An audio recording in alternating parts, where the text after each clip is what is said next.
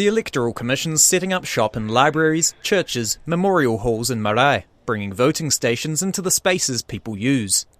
Bernadette Rapana beat the election day queues by voting yesterday at the Otara Community Centre.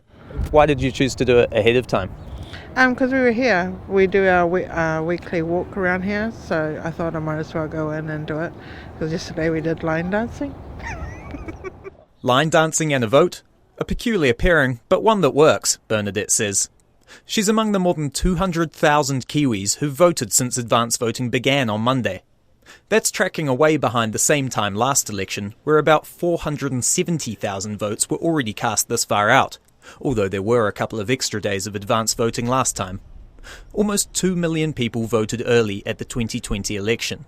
But at this election, some first-time voters like Lei are still unsure exactly when they'll get around to it. I might vote next week because I know the voting ends at on Saturday the 14th. At the last general election, there was a big boost in the number of young people turning out to vote, an increase of more than 40,000 among 18 to 24-year-olds.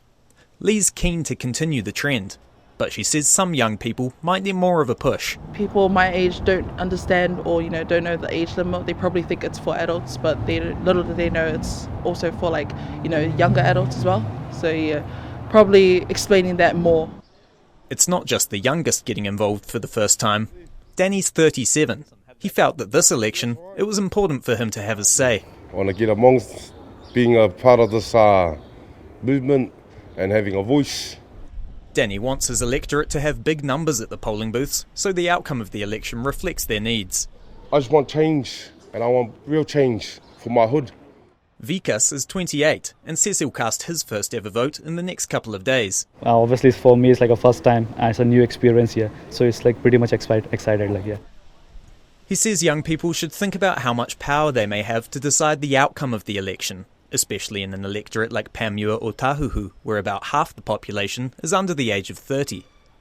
Further south in the Manurewa electorate, it's also a young crowd.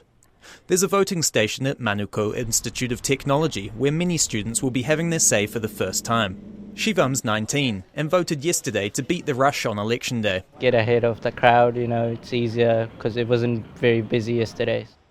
While he didn't need any encouragement, he says others may require a bit of persuasion to take part in the election, and free food always helps. I think an incentive might help bring in the numbers. I think last time around they were giving out free pizzas and stuff.